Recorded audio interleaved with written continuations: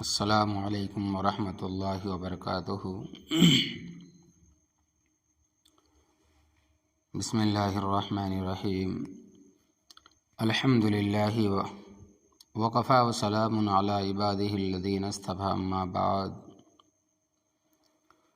الحمد للہ نحمدہ ونستعینہ ونستغفرہ ونؤمن بہ ونتوکل علیہ ونعوذ باللہ من شرور انفسنا ومن سیئات اعمالنا، من یہدہ اللہ فلا مضل له ومن یضللہ فلا ہادی له، ونشهد ان لا الہ الا اللہ وحدہ لا شریک له، ونشهد ان سیدنا ونبینا ومولانا محمد عبدہ ورسولہ صلی اللہ تعالی علیہ وعلی آلہ واصحابہ وبارک وسلم تسلیما کثیرا کثیرا، اما بعد، فاعوذ باللہ من الشیطان الرجیم، بسم اللہ الرحمن الرحیم۔ وقضى ربك الا تعبدوا الا اياه وبالوالدین احسانا۔ میرے قابل احترام بزرگوں اور محترم خواتین، گھروں میں رہنے والی ماں اور بہنیں، آج میری عنوان کا جو موضوع ہے وہ ہے والدین کے حقوق اور ان کی اطاعت۔ اللہ جل شانہ نے ہمیں جو احکام دیے ہیں ان کی دو قسمیں ہیں، بعض احکام حقوق اللہ کہلاتے ہیں اور بعض احکام حقوق العباد کہلاتے ہیں۔ حقوق العباد اور حقوق اللہ یہ دونوں ہی اللہ تبارک و تعالیٰ کے دیے ہوئے احکام ہیں اور دونوں ہی ہمارے دین کا حصہ ہے۔ اللہ تبارک و تعالیٰ کے حقوق کی بڑی تفصیل ہے، جیسے نماز پڑھنا، روزہ رکھنا، حج کرنا، زکوٰۃ دینا، اللہ تبارک و تعالیٰ کی نافرمانی سے بچنا، فسق و فجور سے بچنا اور دیگر فرائض اور واجبات کو ادا کرنا۔ اسی طرح حقوق العباد کی بھی بڑی تفصیل ہے، جیسے ماں باپ کے حقوق، اولاد کے حقوق، شوہر کے حقوق، بیوی کے حقوق، پڑوسیوں کے حقوق، رشتہ داروں کے حقوق، عام مسلمانوں کے حقوق، اپنے ماتحت نوکروں اور غلاموں کے حقوق اور اپنے درجے میں جو اوپر ہوں ان کے حقوق ادا کرنا۔ مثلا جیسے ہمارا کوئی افسر ہے یا ہمارا کوئی اور ذمہ دار ہے، کوئی صاحب منصب ہے، اس کے حقوق شریعت کے مطابق ادا کرنا، یہ حقوق العباد کہلاتے ہیں۔ حقوق اللہ ہوں یا حقوق العباد ہوں، یہ سب شریعت کا حصہ ہے اور ان سب کو ادا کرنے کا ہمیں حکم دیا گیا ہے اور ان سب کو ادا کرنا سراپا دین ہے۔ ہمارا دین صرف نماز روزہ حد تک محدود نہیں ہے، بلکہ اللہ تبارک و تعالیٰ کے حقوق کو ادا کرنا، جس میں اس کی نافرمانی سے بچنا بھی ہے، اور اللہ پاک نے اپنے بندوں کے جو حقوق مقرر فرمائے ہیں شریعت کے مطابق ان کو ادا کرنا بھی دین کا حصہ ہے۔ اور جب تک آدمی اللہ تبارک و تعالیٰ اور بندوں کے حقوق ادا نہ کرے، اس وقت تک وہ پورا مسلمان کہلانے کا مستحق نہیں ہے اور اس کو اللہ تبارک و تعالیٰ کی کامل رضا حاصل ہونا مشکل ہے۔ لہذا ہمیں دین کے تمام تقاضوں کو اپنے عمل میں لانے کی فکر کرنی چاہیے۔ نماز پڑھنے، روزہ رکھنے کے ساتھ ساتھ اللہ تبارک و تعالیٰ کے دوسرے حقوق کو بھی ادا کرنے کا اہتمام کرنا چاہیے، اور اللہ تبارک و تعالیٰ کے حقوق ادا کرنے کے ساتھ ساتھ ان کے بندوں کے حقوق کو بھی ادا کرنے کا اہتمام کرنا چاہیے، بلکہ بعض اعتبار سے بندوں کے حقوق کی ادائیگی کا معاملہ زیادہ اہم ہے اور اس کی طرف توجہ زیادہ دینے کی ضرورت ہے۔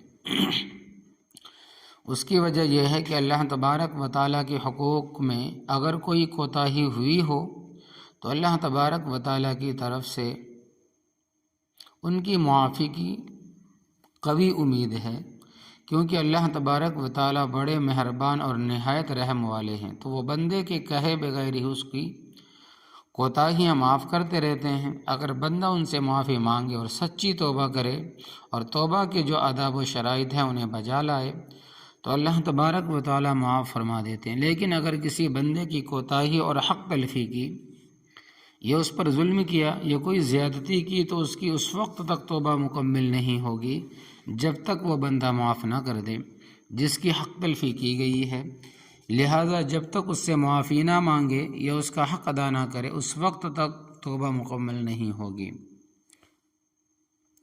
اس بارے میں اللہ تبارک و تعالیٰ نے اپنے ایک قائد اس کے بارے میں اللہ تبارک و تعالیٰ نے اپنا ایک قاعدہ اور ضابطہ مقرر فرمایا جو بہت زیادہ مضبوط ہے۔ چنانچہ ایک روایت میں ہے کہ اللہ تبارک و تعالیٰ کے یہاں قیامت کے دن 3 رجسٹر ہوں گے۔ ایک رجسٹر ایسا ہوگا کہ اس میں جو کچھ لکھا ہوگا اللہ تبارک و تعالیٰ اسے ہرگز معاف نہیں فرمائیں گے۔ العیاذ باللہ، اللہ تبارک و تعالیٰ ذرہ برابر اس میں رعایت اور نرمی کا معاملہ نہیں فرمائیں گے۔ اللہ تبارک و تعالیٰ ہمیں اس سے محفوظ رکھے، آمین۔ دوسرا رجسٹر ایسا ہوگا کہ اس میں جو کچھ لکھا ہوگا اس کے بارے میں اللہ تبارک و تعالیٰ چاہیں گے تو معاف فرما دیں گے، چاہیں گے تو بدلہ لیں گے۔ اس میں معافی کی امید بہت زیادہ ہے اور اللہ تبارک و تعالیٰ اس میں بہت ہی درگزر اور نرمی کا معاملہ فرمائیں گے۔ تیسرا رجسٹر ایسا ہوگا کہ اس میں جو اعمال درج ہوں گے اور جو کوتاہیاں لکھی ہوئی ہوں گی اللہ تبارک و تعالیٰ اس کا بدلہ پورا دلوائیں گے۔ پہلے رجسٹر سے مراد یہ ہے کہ اس میں بندوں کا کفر و شرک لکھا ہوا ہوگا، العیاذ باللہ۔ مثلاً اگر کسی بندے نے اللہ تبارک و تعالیٰ کے ذات و صفات میں کسی کو شریک ٹھہرایا ہوا ہوگا یا اس نے دنیا کے اندر کفر اختیار کیا ہوگا، یعنی دنیا میں وہ کافر تھا اور اسی کفر و شرک کی حالت میں وہ دنیا میں رہا اور مرا، تو اس کے نام اعمال میں کفر اور شرک لکھا ہوا ہوگا اور اس کی بخشش نہیں ہوگی، مغفرت نہیں ہوگی، وہ ہمیشہ جہنم میں رہے گا۔ دوسرا رجسٹر وہ ہوگا جس میں بندوں کی اللہ تبارک و تعالیٰ کے حقوق میں کوتاہیاں لکھی ہوئی ہوں گی۔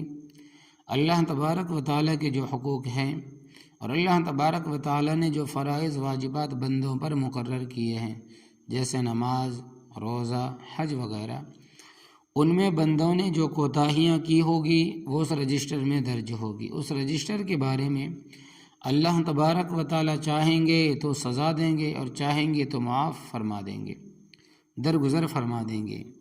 بہرحال اللہ تبارک و تعالیٰ کی ذات کے ساتھ جو حقوق وابستہ ہے اللہ تبارک و تعالیٰ ان میں رعایت فرمائیں گے اور درگزر سے کام لیں گے اور معاف فرما دیں گے، تاہم مواخذہ بھی فرما سکتے ہیں۔ تیسرا رجسٹر وہ ہوگا جس کے اندر بندوں کے حقوق میں جو کوتاہیاں کی گئی وہ لکھی ہوئی ہوں گی۔ حقوق العباد کی کوتاہیاں اور نافرمانیاں اس میں درج ہوں گی۔ کسی دن کسی انسان کو ناحق مار دیا، کسی کا ناحق پیسہ کھا لیا، کسی کی بے عزتی کر دی، کسی کے اوپر تہمت لگا دی، کسی پر الزام لگا دیا، کسی کو پریشان کر دیا، کسی کو تکلیف پہنچا دی، کسی کو ستا دیا، یہ ہے بندوں کے حقوق کی کوتاہیاں۔ اس قسم کی کوتاہیاں رجسٹر میں لکھی ہوئی ہوں گی، ان کے بارے میں اللہ تبارک و تعالیٰ کا عام دستور یہ ہوگا کہ وہ خود ان کو معاف نہیں فرمائیں گے بلکہ بدلہ دلوائیں گے، یا جس بندے کی اس میں حق تلفی لکھی ہوئی ہے جب وہ بندہ معاف کر دے گا تو اللہ تبارک و تعالیٰ بھی معاف کر دیں گے۔ اور اگر وہ کہے گا کہ میں اپنا بدلہ لوں گا، اس نے میرے پیسے کھائے تھے، میری زمین دبائی تھی، اس نے میری بے عزتی کی تھی، میرے ساتھ بدتمیزی کی تھی، مجھے ستایا تھا، پریشان کیا تھا، دل دکھایا تھا، تو میں اس کا بدلہ لوں گا، مجھے بدلوا دلوائیں، تو اللہ تبارک و تعالیٰ اس کو بدلہ دلوائیں گے۔ لہذا جب تک صاحب حق معاف نہیں کرے گا اللہ تبارک و تعالیٰ بھی معاف نہیں فرمائیں گے، اور اگر وہ بدلہ مانگے گا تو اللہ تبارک و تعالیٰ پورا بدلہ دلوائیں گے۔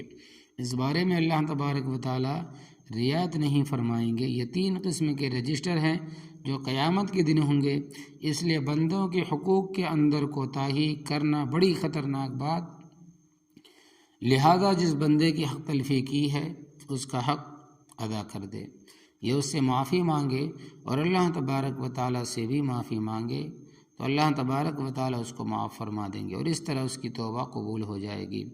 غرض یہ کہ بندوں کے حقوق کی ادائیگی کا زیادہ اہتمام اور خیال رکھنا چاہیے۔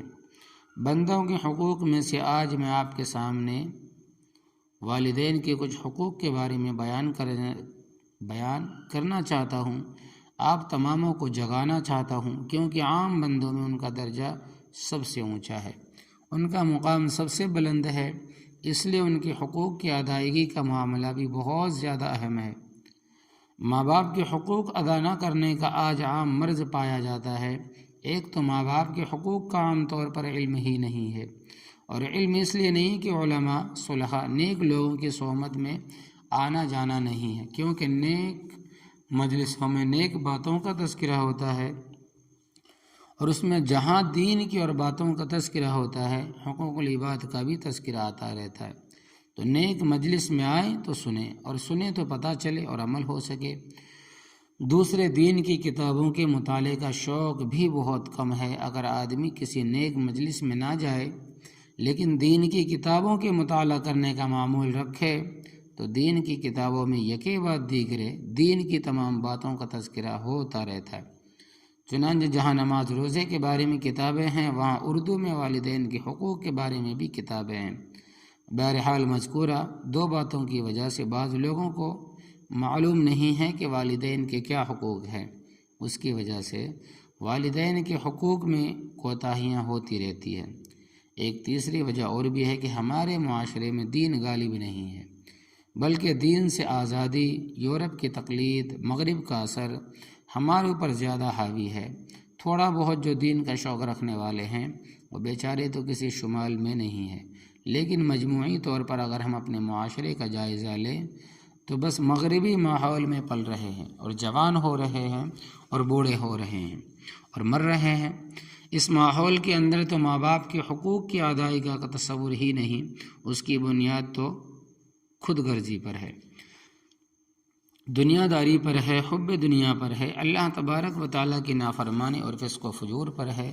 جس معاشرے کی بنیاد یہ ہو، وہاں ماں باپ کے مقام کا کیا تصور ہوگا اور ان کے ساتھ کسی اچھے سلوک کا کیا خیال ہوگا؟ وہاں اچھا سلوک کرنے، خدمت کرنے، اطاعت کرنے کا تصور ہی نہیں۔ ایسے ماحول میں تو بڈھے کھانا بنے ہوئے ہیں۔ جب ماں باپ کسی قابل نہ رہے تو انہیں بدھ خانے میں، یعنی کہ اولڈ ہاؤس میں، بڈھے خانے میں داخل کر دو، وہاں خود ہی ان کی خدمت ہوتی رہے گی، اور خدمت نہ ہوئی تو مر جائیں گے، ختم ہو جائیں گے۔ اولاد کا ماں باپ سے کیا واسطہ؟ ماں باپ کون ہوتے ہیں؟ العیاذ باللہ مغرب زدہ معاشرے میں ماں باپ کے حقوق ادا کرنے، ان کی عزت کرنے کا کوئی تصور نہیں۔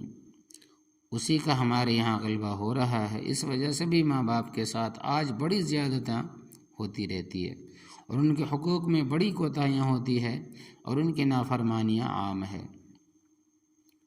اس وقت ہمارے یہاں جمع ہونے کا مقصد یہ ہوتا ہے کہ ہم اپنا جائزہ لیں، اور جائزہ لے کر دیکھیں کہ ہم سے اس سلسلے میں کوئی کوتاہی تو نہیں ہو رہی۔ تقریر کرنے کا مقصد نہیں ہے، چیخا پکاری کرنے کی مقصد نہیں ہے۔ ہم جو آرام سے بات کر رہے ہیں، ہم سمجھ لیں کہ آپ سے ہم گفتگو کر رہے ہیں، ہم اس سلسلے میں دین سے کہیں بے خبر تو نہیں، ہم اپنے ماں باپ کے حقوق کی ادائیگی میں کہیں غافل تو نہیں۔ اگر ہوں تو ہم اپنی اصلاح کر لیں، اپنی غفلت کو دور کر لیں، اپنی کوتاہی دور کر لیں، اور ان کو دور کر کے اپنے ماں باپ کے حقوق کی ادائیگی کی فکر کریں۔ اور اب تک اگر ہم نے ان کی حق تلفی کی ہے، ان کو ستایا ہے، تکلیف دی ہے، پریشان کیا ہے، اور بھی وہ زندہ ہے، اور ابھی وہ زندہ ہے، تو ان سے معافی مانگ کر ان کو راضی کر لے۔ اگر وہ وفات پا چکے اور اب ہمیں معلوم ہوا کہ ان کا اتنا بڑا مقام تھا اور اتنا اونچا درجہ تھا، ان کے ستانے کا یہ عذاب اور وبال تھا، اور ہم ان کو ستا چکے ہیں، تو اب ہم کیا کریں؟ تو پہلے ایک پیارا شعر سن لیجئے۔ شعر یہ ہے: تو ملے تو کوئی مرض نہیں، تو ملے تو کوئی مرض نہیں، نہ ملے تو کوئی دوا نہیں۔ اللہ تبارک و تعالیٰ سے اگر کسی کا رابطہ ہو جائے تو ہر مشکل حل ہے، پھر کوئی مرض نہیں، ہر مشکل کا حل موجود ہے۔ ماں باپ کے انتقال کے بعد بھی نافرمان اولاد کے لیے ماں باپ کی خدمت کرنے کا راستہ موجود ہے۔ وہ نافرمان اولاد جس نے زندگی بھر ان کو ستایا، پریشان کیا، ماں باپ دنیا سے رخصت ہو گئے، اب اولاد کو احساس ہوا کہ ہائے ہم نے یہ کیا کیا، ہمیں ایسا نہیں کرنا چاہیے تھا، ہمیں تو بجائے ستانے کے دل و جان سے ان کی خدمت کرنی تھی، ان کی دعائیں لینی تھی۔ تو اس کا حل یہ ہے کہ اب ان کے لیے دل و جان سے استغفار کرنے میں لگ جاؤ، ان کے لیے مغفرت کی دعائیں کرتے رہو، بخشش کی دعائیں کرتے رہو، ایصال ثواب کرتے رہو، نفلی عبادات کا ثواب ان کو پہنچاتے رہو، اور زندگی بھر کے لیے اس کو اپنا وظیفہ اور معمول بنا لو۔ پھر انشاءاللہ تبارک و تعالیٰ جب قیامت میں اٹھو گے تو والدین کے فرما برداروں میں اٹھائے جاؤ گے۔ ہمارے حضرت رحمۃ اللہ علیہ کی ایک بات یاد آئی ہے۔ حضرت رحمۃ اللہ علیہ نے کتاب میں لکھا بھی ہے اور زبانی بھی میں نے سنا ہے، فرماتے تھے کہ جب میرے والد صاحب رحمۃ اللہ علیہ کی وفات کا وقت قریب آیا تو میں والد صاحب کے پاس ہی موجود تھا۔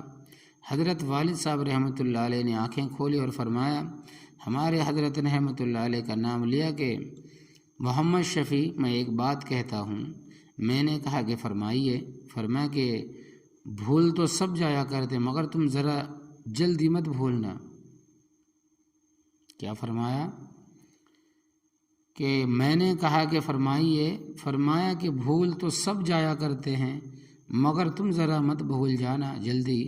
اللہ اکبر، کیسی اہم بات ارشاد فرمائی۔ چنانچہ ہمارے حضرت اقدس آخر عمر میں فرمایا کرتے تھے کہ جب تک رحمت اللہ علیہ کی عمر 80 سال ہو گئی تھی، فرماتے تھے کہ میرے والد صاحب نے یہ بات آج سے 40 سال پہلے فرمائی تھی، لیکن آج بھی میرے ذہن میں اس طرح نقش ہے جیسے ابھی فرمائی ہو، کیونکہ اس کا عنوان ہی ایسا عجیب و غریب اور دل پر اتر جانے والا ہے جو ہمیشہ یاد رہتا ہے، اور ان کے لیے مغفرت کی دعائیں اور ایصال ثواب ہوتا رہتا ہے۔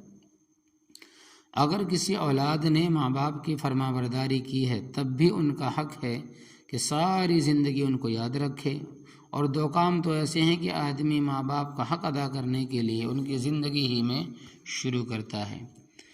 ایک کام یہ کہ فجر کی نماز کے بعد روزانہ 12 مرتبہ قل هو اللہ احد پڑھ کر ان کو ایصال ثواب کرنے کا معمول بنا لیا جائے، چاہے والدین زندہ ہو یا وفات پا چکے ہوں، اس لیے کہ ایصال ثواب زندے کے لیے بھی ہو سکتا ہے جیسے مردے کے لیے ہو سکتا ہے۔ یہ تو ایک ہدیہ ہے، اور ہدیہ جیسے انسان زندے کو دے سکتا ہے مردے کو بھی دے سکتا ہے، ایسے ہدیے میں مردہ اور زندہ دونوں برابر ہے، اور اگر وفات پا چکے ہوں تو پھر یہ تو معمول ہونا چاہیے۔ 12 مرتبہ قل هو اللہ احد پڑھ لیا کر اور یوں کہہ دیا کر، یا اللہ اس کا ثواب میرے والدین کے روح کو پہنچا دیجیے۔ اگر والدین زندہ ہو تو ان کو ثواب پہنچانے کے لیے یہ الفاظ کہہ دیا کرے، یا اللہ میرے والد اور میری والدہ کو اس کا ثواب پہنچا دیجیے۔ حدیث شریف میں آتا ہے کہ جو آدمی فجر کی نماز کے بعد 12 مرتبہ قل هو اللہ احد پڑھتا ہے تو اللہ تبارک و تعالیٰ اسے 4 مرتبہ قرآن شریف ختم کرنے کا ثواب عطا فرماتے ہیں۔ لہٰذا اگر کوئی شخص 12 مرتبہ قل هو اللہ احد پڑھ کر والدین کو ثواب پہنچائے گا تو والدین کی خدمت میں اتنا ثواب پہنچے گا۔ نمبر 2، دوسرا کام یہ ہے کہ ان کے لیے یہ دعا کر لیا کرے، یا اللہ میرے والدین کی مغفرت فرما، ان پر رحم فرما۔ قرآن شریف کی یہ دعا بھی بڑی پیاری دعا ہے، رب ارحمہما کما ربیانی صغیرا، اے اللہ ان دونوں والدین پر اس طرح رحم فرما جس طرح شفقت کے ساتھ انہوں نے میری پرورش کی۔ یہ دعا جو اوپر گزری، یا اللہ میری والدین کی مغفرت فرما اور ان پر رحم فرما، اس کے بارے میں حدیث شریف میں یہ فضیلت آئی ہے کہ جو شخص ان الفاظ سے کسی بھی مرحوم مسلمان کے لیے دعا کرتا ہے تو اللہ تبارک و تعالیٰ مرنے والے کی قبر میں پہاڑوں کے برابر ثواب پہنچا دیتے ہیں۔ اللہ اکبر کبیرہ۔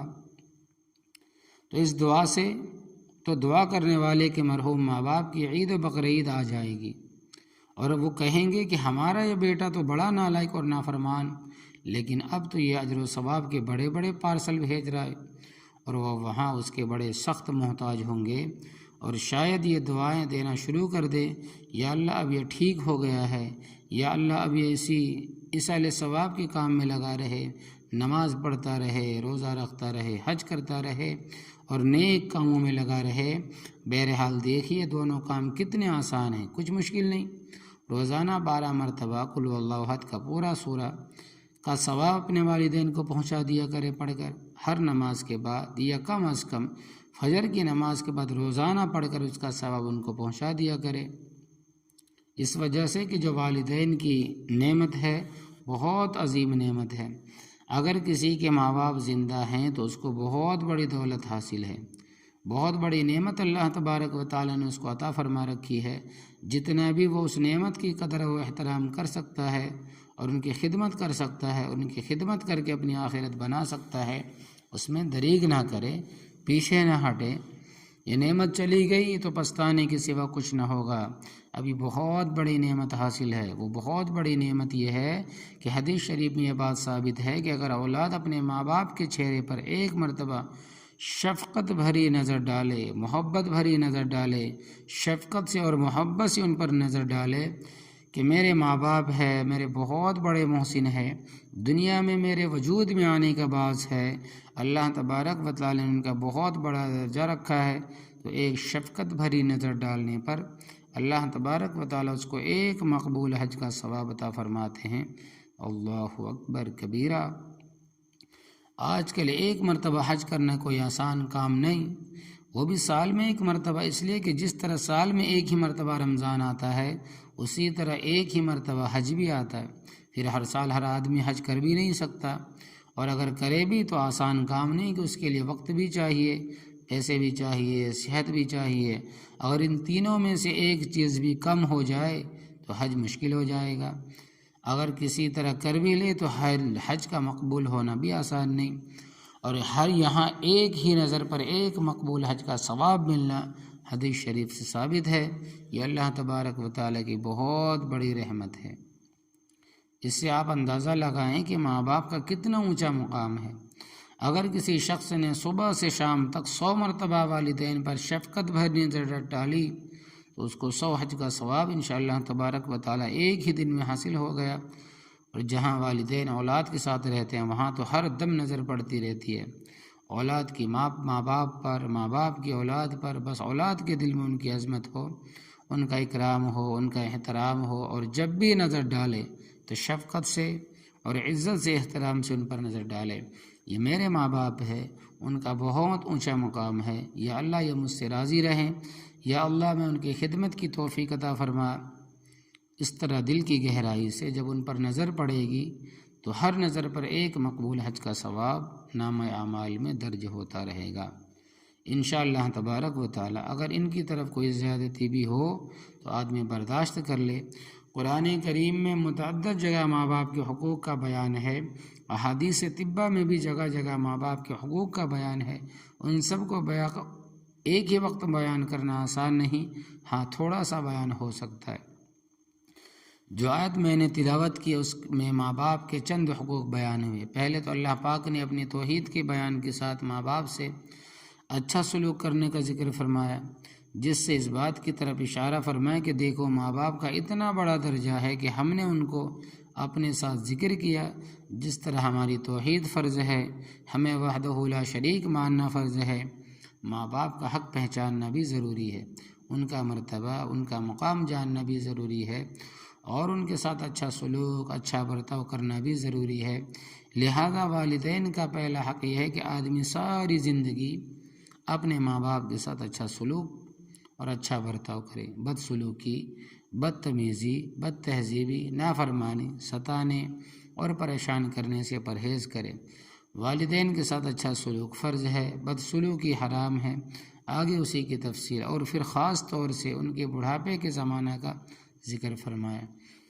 جوانی میں تو ماں باپ قوی ہوتے ہیں، اولاد پر غالب ہوتے ہیں، اولاد ان کے تابع ہوتی ہے، ماتحت ہوتی ہے، اس کے لیے وہاں ماں باپ کی زیادہ نافرمانی اور حق تلفی نہیں ہوتی، اور اس وقت بھی اولاد پر ماں باپ کی جائز امور میں اطاعت ضروری ہے، اور جائز امور کے اندر ان کی نافرمانی ناجائز اور بڑا گناہ ہے، اور اس وقت بھی ان کی اطاعت و فرما برداری خدمت اولاد کے ذمہ ہے۔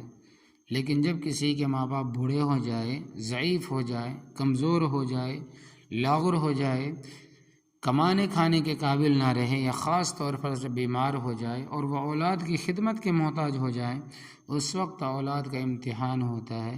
کون اس وقت ماں باپ کا احترام کرتا ہے، عزت کرتا ہے، خدمت کرتا ہے اور فرما برداری کرتا ہے، اور ان کا دل خوش کر کے ان سے دعائیں لیتا ہے۔ جس نے ماں باپ کی بڑھاپے میں اس طرح خدمت کی، ان کو خوش کر کے ان سے دعائیں لے لے، بس وہ امتحان میں پاس ہو گیا، اس نے میدان جیت لیا، اس نے اپنی آخرت بنا لی۔ اور جس نے امتحان پاس نہ کیا وہ فیل ہو گیا۔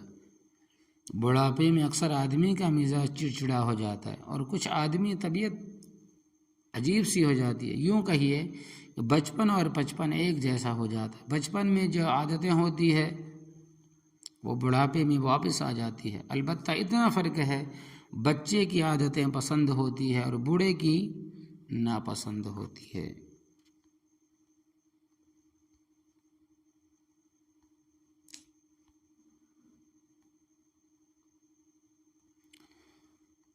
تو کیا ہوتی ہے؟ بچے کی عادتیں پسند ہوتی ہے اور بوڑھے کی ناپسند ہوتی ہے۔ اس موضوع پر ایک مرتبہ حضرت مولانا محمد تقی عثمانی صاحب دامت برکاتہم نے بیان فرماتے ہوئے ایک قصہ سنایا تھا، جو یہ ہے کہ ایک شخص تھا، جب وہ بوڑھا ہو گیا، بیٹا جوان ہو گیا، تو جوان ہونے کے بعد ایک مرتبہ باپ بیٹے کے پاس بیٹھا ہوا تھا، کسی کام میں مشغول تھا، باپ معذور تھا، وہ چارپائی پر بیٹھا ہوا تھا، بڑھاپے میں نظر بھی نہیں آتا اور سمجھ میں بھی نہیں آتا، تو دیوار پر ایک کوا آ کر بیٹھا، تو باپ نے پوچھا، بیٹا یہ کیا ہے؟ اور یہ واقعہ جو ہے یا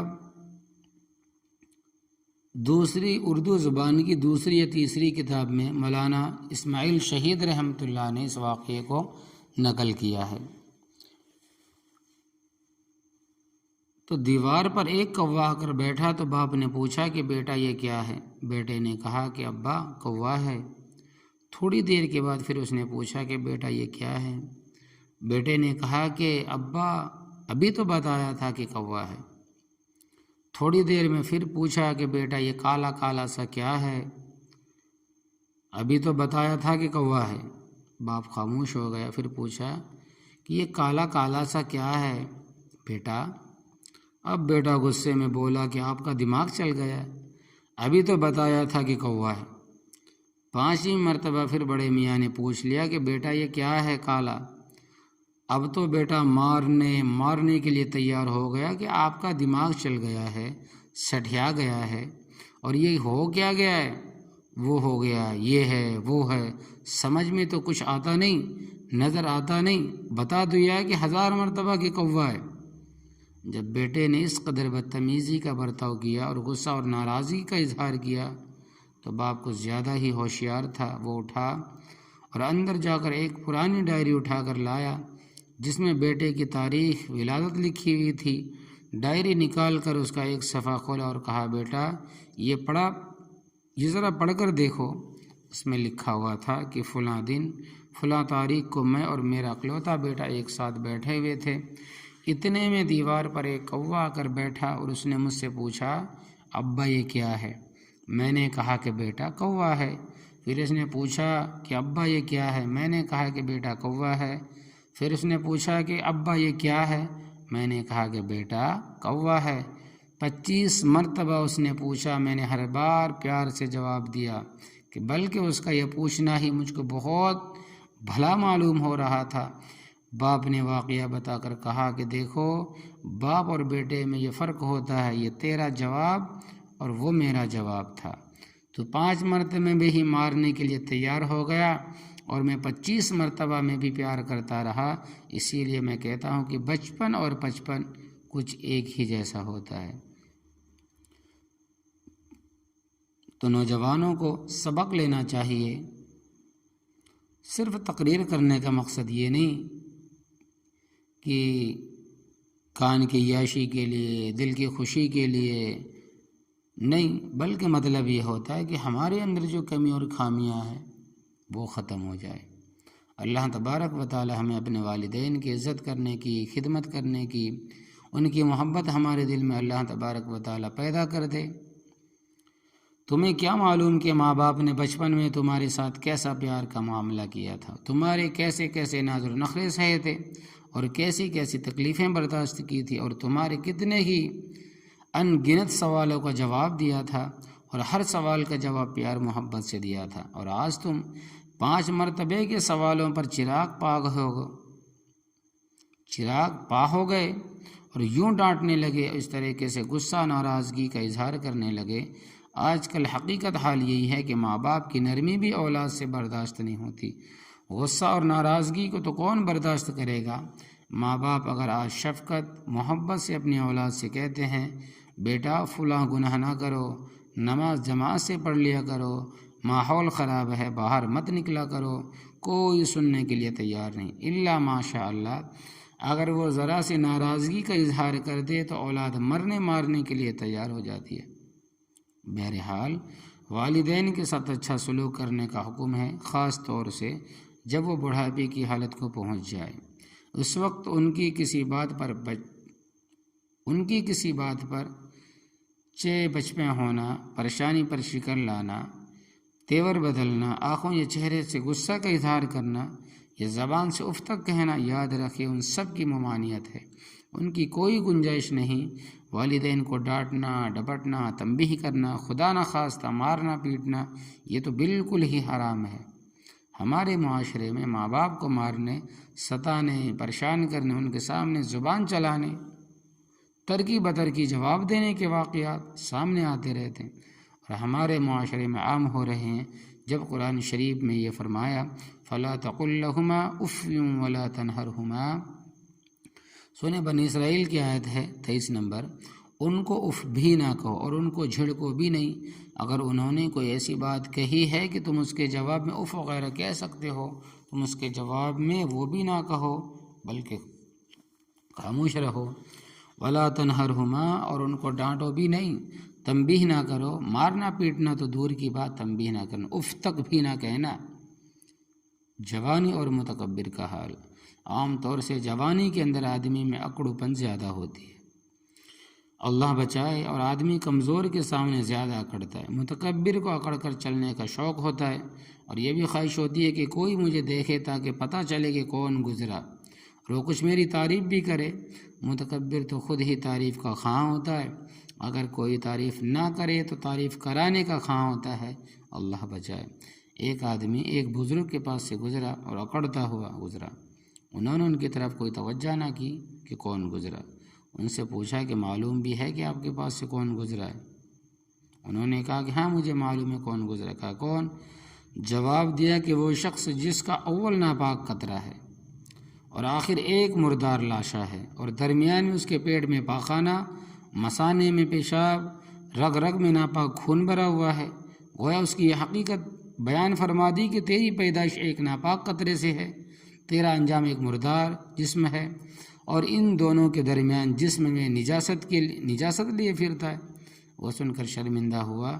حقیقت یہ ہے کہ انسان کس بات پر اترائے، کس بنا پر خود کو بڑا سمجھے، اور حال میں حقیق اور ذلیل ہے۔ بڑائی کی اس میں کوئی بات نہیں، بڑائی صرف اور صرف حق تعالیٰ کے لیے لائق ہے۔ بہرحال والدین کے بارے میں حق تعالیٰ کے ارشاد کا حاصل یہ ہے ان کے سامنے اپنے آپ کو عاجز اور پست بنا کر رکھو۔ بے شک تم طاقتور سہی، کبھی سہی، جوان سہی، لیکن مرتبے میں تم ان کے برابر نہیں، لہذا ان کے سامنے عاجزی سے بنے رہو، غلاموں، تابعداروں و فرما برداروں کی طرح رہو۔ وَاخْفِضْ لَهُمَا جَنَاحَ الذُّلِّ مِنَ الرَّحْمَةِ، اور یہ تمہارا ان کے سامنے عاجزی کرنا، انکساری اختیار کرنا اور پستی اختیار کرنا بھی از راہ شفقت و مہربانی ہے کہ یہ میرے ماں باپ ہیں۔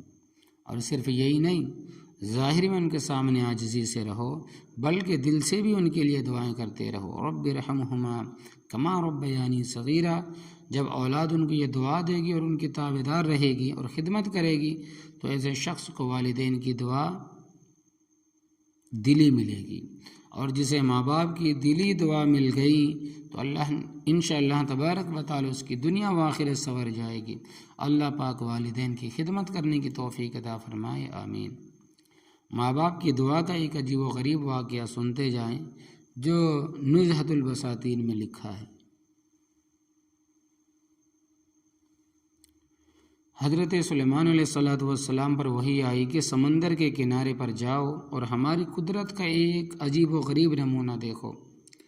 حضرت سلیمان علیہ السلام اپنے ہمراہ انسان و جنات کو لے کر وہاں پہنچے اور دائیں بائیں دیکھا مگر کوئی خاص چیز نظر نہ آئی۔ تو آپ نے ایک جن کو حکم دیا کہ تم اس سمندر میں غوطہ لگاؤ اور اندر کی صورتحال سے مجھے بھی آگاہ کرو۔ اس نے غوطہ لگایا اور کچھ دیر کے بعد اوپر آیا اور عرض کیا، اے اللہ کے نبی، میں نے سمندر میں پے در پہ غوطے لگائے مگر اس کی تہہ تک نہ پہنچ سکا، اور جہاں تک میں گیا کوئی خاص چیز مجھے نظر تو نہ آئی۔ آپ نے دوسرے جن کو حکم دیا کہ تم سمندر میں غوطے لگاؤ اور اندر کے حال سے مطلع کرو۔ اس نے بھی غوطہ لگایا اور باہر آ کر وہی جواب دیا جو پہلے جن نے دیا تھا۔ اس نے پہلے جن سے دگنا غوطے لگوائے لیکن سمندر کی تہہ تک وہ بھی نہ پہنچ سکا اور واپس آ گیا اور عرض کیا کہ حضرت وہاں بھی مجھے کچھ نہ ملا۔ حضرت سلیمان علیہ السلام کے وزیر تھے آصف برخیا۔ آپ نے ان کو حکم دیا کہ آپ جائیے اور اندر کا حال بتلائیے۔ وہ گئے اور تھوڑی ہی دیر میں سمندر کی تہہ سے ایک سفید قبہ نکال کر لائے جو بالکل گول تھا، جس میں 4 دروازے تھے اور چاروں دروازے کھلے ہوئے تھے۔ ایک ان میں موتی کا تھا، ایک یاقوت کا، ایک زمرد کا، ایک ہیرے کا۔ ان چاروں کے 4 دروازے بنے ہوئے تھے اور چاروں دروازے کھلے ہوئے تھے، لیکن پانی کا ایک قطرہ اندر نہیں گیا، حالانکہ وہ سمندر کی تہہ میں تھا۔ اللہ تبارک و تعالیٰ کی قدرت دیکھیے۔ آصف برخیا نے جب حضرت سلیمان علیہ السلام کے سامنے یہ قبہ حاضر کیا تو حضرت سلیمان علیہ السلام نے دیکھا کہ اندر قالین بچھا ہوا ہے اور ایک خوبصورت جوان اس میں نماز پڑھ رہا ہے۔ جب وہ نماز سے فارغ ہوئے تو حضرت سلیمان علیہ السلام اندر تشریف لے گئے اور اس سے جا کر ملے اور سلام کیا اور دریافت فرمایا کہ آپ یہاں کیسے آئے، کس چیز نے آپ کو یہاں پہنچایا؟ اس نوجوان نے عرض کیا کہ حضرت میں اپنے ماں باپ کی دعا کی بدولت یہاں آیا ہوں۔ میرے ماں باپ دونوں کے دونوں معذور تھے، میری ماں نابینا تھی، میرے والد اپاہج تھے۔ میں نے 70 برس ان کی خدمت کی، میرے سوا ان کا کوئی خدمتگار نہ تھا، لہٰذا رات دن میں ان کی خدمت کرتا تھا۔ جب میری والدہ کے انتقال کا وقت قریب آیا تو میری والدہ نے ایک دعا دی کہ یا اللہ میرے بچے کو عمر دراز عطا فرما اور اس کو ساری عمر اپنی عبادت میں گزارنے کی توفیق عطا فرما، اور میری ماں کا انتقال ہو گیا۔ پھر میں والد صاحب کی خدمت میں لگا رہا۔ جب ان کے انتقال کا وقت آیا قریب تو انہوں نے بھی انتقال سے پہلے مجھے ایک دعا دی، یا اللہ میرے بیٹے کو ایسی جگہ عبادت کی توفیق دینا جہاں شیطان کا عمل دخل نہ ہو۔ پھر جب میرے والد صاحب کا انتقال ہو گیا اور میں ان کو دفن کر کے آیا تو میرے پاس سوائے آنسوؤں کے کچھ نہ تھا۔ دل میں سوچنے لگا اب گھر میں کون ہے جس کے پاس جاؤں گا؟ میں بہت ہی اداس اور غمگین اس سمندر کے کنارے آیا تو دور سے مجھے ایک یہ قبہ نظر آیا۔ مجھے تجسس پیدا ہوا کہ یہ ہے کیا چیز؟ چنانچہ دیکھنے کے لیے قریب آیا تو یہ بڑا خوبصورت تھا۔ چنانچہ میں اس کی خوبصورتی دیکھنے کے لیے اندر آیا تو ایک فرشتے نے اٹھا کر سمندر کی تہہ میں رکھ دیا۔ حضرت سلیمان علیہ السلام نے پوچھا کہ تم زندہ ہو، کھانا پینا کہاں سے ہوتا ہے؟ اس نے کہا کہ حضرت ایک سبز پرندہ روزانہ میرے پاس آتا ہے اور اپنی چونچ میں انسان کے سر کے برابر ایک زرد رنگ کی چیز کھانے کی لاتا ہے، میں اسے کھا لیتا ہوں، اس میں دنیا کی ساری نعمتوں کا ذائقہ آ جاتا ہے۔ اس کے کھانے کے بعد 24 گھنٹے تک نہ مجھے بھوک لگتی ہے، نہ پیاس لگتی ہے، نہ تکلیف ہوتی ہے، نہ بیماری ہوتی ہے، نہ تھکن ہوتی ہے، نہ سستی ہوتی ہے، کچھ بھی نہیں ہوتا، یہاں تک کہ یہاں اکیلاپن بھی محسوس نہیں ہوتا، نہ تنہائی کی وحشت محسوس ہوتی ہے، بالکل تندرست توانا چاق چوبند ہو جاتا ہوں۔ حضرت سلیمان علیہ السلام نے دریافت فرمایا کہ تم کس زمانے میں یہاں آئے تھے؟ اس نے کہا کہ میں حضرت ابراہیم علیہ السلام کے زمانے میں یہاں آیا تھا، میں ان کا امتی ہوں۔ حضرت سلیمان علیہ السلام نے تاریخ دیکھی، 2000 سال ہو چکے تھے۔ وہ بالکل جوان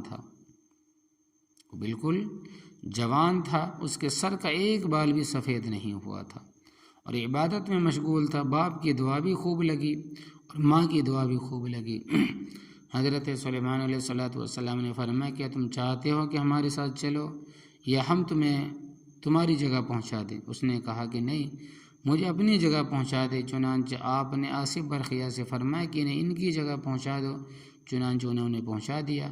حضرت سلیمان علیہ السلام نے فرمایا، ماں باپ کی دعا کا اثر دیکھو کہ کس طریقے سے اللہ پاک نے اسے کہاں پہنچایا ہے اور اپنی عبادت میں لگایا ہوا ہے۔ نہ کھانے کی فکر، نہ پینے کی فکر، نہ کوئی بیماری، نہ کوئی غم، سارے غموں سے نجات پا گیا۔ لہٰذا اپنے ماں باپ کی نافرمانی سے بچو اور ان کے ستانے سے پرہیز کرو اور ان کی خدمت کر کے ان سے دعائیں لینے والے بنو۔ اللہ اکبر کبیرہ۔ 2000 سال گزر گئے، اللہ تبارک و تعالیٰ نے جوان رکھا ہوا ہے، زندہ رکھا ہوا ہے۔ یہی تو ہے اللہ تبارک و تعالیٰ کی قدرت اور ماں باپ کی دعاؤں کی بدولت۔ آپ نے یہ سن لیا، ایک عبرتناک واقعہ بھی سنتے جائیں۔ ایک عبرتناک واقعہ ہمارے ایک بزرگ نے سنایا تھا، جسے دعا سے آدمی کو بڑا عالی مقام ملتا ہے۔ ایسے ہی والدین کی نافرمانی اور ایذا رسانی سے نہ جانے کیا انجام ہوتا۔ ایک ماں تھی اور ایک ہی اس کا بیٹا تھا۔ ماں بیچاری بیمار تھی، بیٹے کے سوا اس کا کوئی خدمتگار نہیں تھا۔ بیٹا رات دن ماں کی خدمت کرتا، لیکن جب بھی حج کا زمانہ آتا تو اس کا حج کرنے کو بڑا دل چاہتا تھا، اور وہ اپنی والدہ سے کہتا، امی جان آپ مجھے حج کرنے کی اجازت دے دیں۔ والدہ کہتی، بیٹا تیرے سوا میرا کوئی خدمت کرنے والا نہیں، دھیان کرنے والا نہیں، میں تجھے کیسے اجازت دے دوں؟ حج میں کوئی 2 دن تو لگتے نہیں، اچھا خاصا وقت لگتا ہے، اور تمہارے پیچھے میرا کیا بنے گا؟ بہرحال ماں یہی کہتی رہی کہ بیٹا جب تک کوئی متبادل انتظام نہیں ہوتا صبر کرو، جب موقع ملے چلے جانا۔ لیکن بیٹے کو جانے کا بڑا شوق تھا۔ آخر ایک دن اتنا شوق ہوا کہ والدہ کو بتائے بغیر ہی گھر سے نکل گیا۔ اس زمانے میں قافلے حج کے لیے جایا کرتے تھے اور لوگ انہی کے ساتھ چل دیا کرتے تھے، تو وہ ایک قافلے کے ساتھ چل دیا۔ 1-2 منزل کے بعد قافلے نے کسی شہر کے باہر قیام کیا اور قافلے والے شہر میں اپنی اپنی ضروریات کو پورا کرنے کے لیے چلے گئے۔ چنانچہ بیٹا خود اپنا واقعہ بیان کرتا ہے کہ میں بھی کسی مسجد میں جا کر عبادت میں مشغول ہو گیا۔ رات کو میں عبادت میں مشغول تھا کہ شہر میں چوری ہو گئی اور تھانے دار نے پولیس کو چور پکڑنے کے لیے روانہ کر دیا۔ پولیس والے مسجد میں بھی آئے، انہوں نے مجھے نماز پڑھتے دیکھا تو کہا چور یہی ہے، اور نماز کے بہانے اپنی جان چھڑانا چاہتا ہے، اور مجھے گرفتار کر کے تھانے دار کے سامنے پیش کر دیا۔ وہ بھی کوئی جلاد کی صدمہ آدمی تھا۔ اس نے لوگوں پر رعب اور اپنی دھاک بٹھانے کے لیے میرے دونوں ہاتھ اور دونوں پاؤں کٹوا دیے، اور میرے دھڑ کو ایک ریڑھی پر رکھ کر منہ کالا کر کے شہر میں گھمایا۔ جو بھی چوری کرے گا اس کا انجام یہ ہوگا، اور ساتھ ساتھ ایک آدمی اعلان کرتا گیا کہ دیکھو جو چوری کرے گا اس کا یہ انجام ہوگا۔ میں نے کہا کہ نہیں، بلکہ یہ اعلان کرو کہ جو ماں کی اجازت کے بغیر حج کرنے جائے گا، جو ماں کی اجازت کے بغیر حج کرنے جائے گا اس کا یہ انجام ہوگا۔ جب بار بار یہ اعلان کیا تو لوگ مجھے پہچان گئے، کیونکہ یہ ماں بیٹے عبادت اور بزرگی کے اندر دور دور تک معروف تھے کہ یہ فلانے کا بیٹا ہے۔ اس کی ماں رابعہ بصریہ کی طرح عبادت گزار ہے، اور یہ بھی بڑی اور نیک صالح بندہ ہے۔ لوگوں نے ایک دم تھانے دار کا گھیراؤ کر لیا۔ کم بخت، تو نے ان بزرگ کے ساتھ کیا زیادتی کی؟ اسے معلوم ہوا تو وہ بھی کانپ گیا اور معافی مانگنے لگا اور توبہ کرنے لگا۔ خیر میں نے اسے معاف کیا، اور میں نے کہا کہ مجھے میری ماں کے پاس پہنچاؤ، اور میری ماں کو اطلاع نہ کرنا کہ تیرا بیٹا آیا ہے، بلکہ مجھ کو لے جا کر میری ماں کے گھر کے دروازے کے پاس رکھ دینا، کیونکہ اس کے اب ہاتھ تھے نہ پیر تھے۔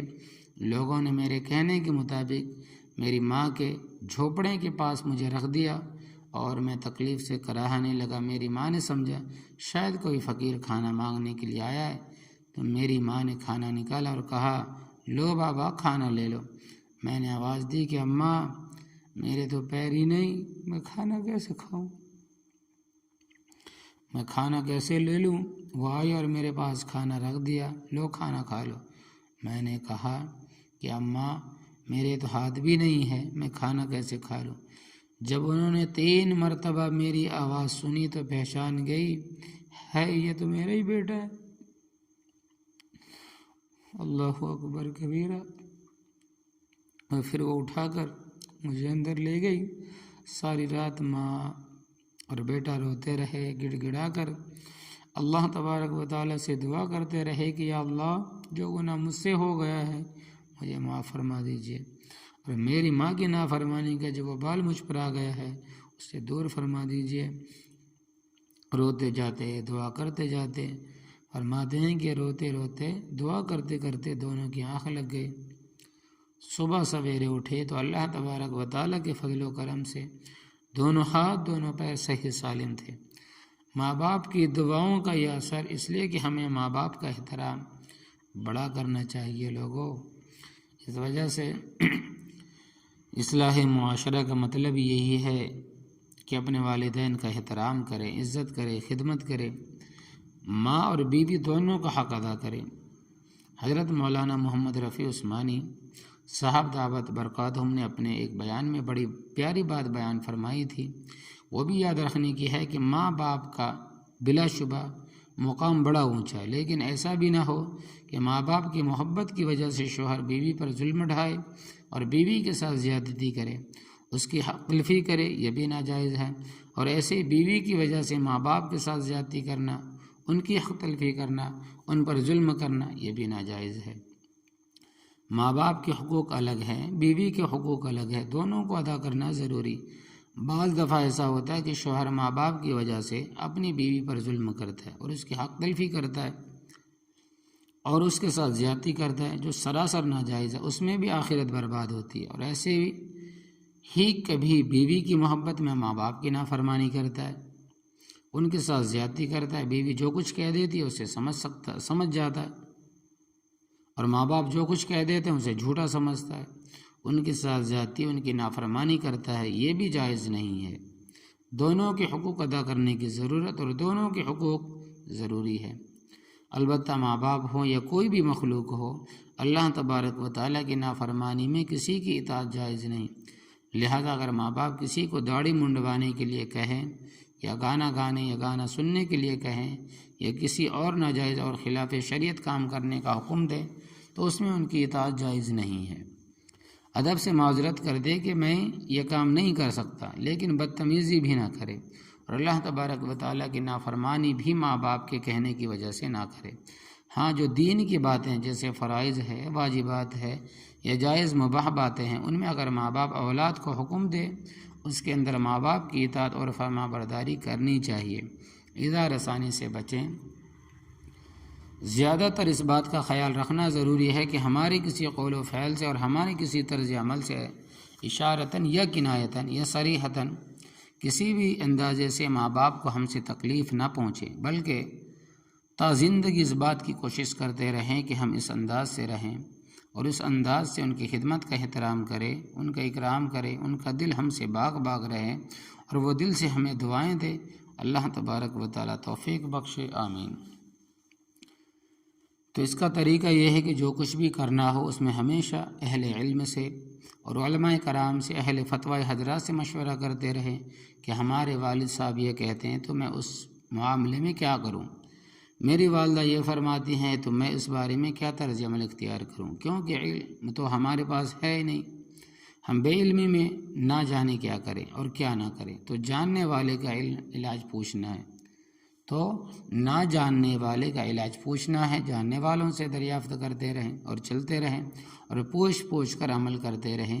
بیوی کے حقوق بھی ہے، ماں باپ کے حقوق بھی ہے، اپنے حقوق بھی ہے جن کو ادا کرنا چاہیے، ان سب کے بارے میں دریافت کرتے رہے، دعا کرتے رہیں، اللہ تبارک و تعالیٰ مدد ہی فرما دیتے ہیں اور آسانی ہو جاتی ہے۔ اللہ تبارک و تعالیٰ ہم سب کو اپنے فضل و کرم سے ماں باپ کا حق پہچاننے کی توفیق دے اور ان کا حق ادا کر کے ان سے دلی دعائیں لینے کی توفیق عطا فرمائے، آمین یا رب العالمین۔ وآخر دعوانا الحمد للہ رب العالمین، برحمتک یا ارحم الراحمین۔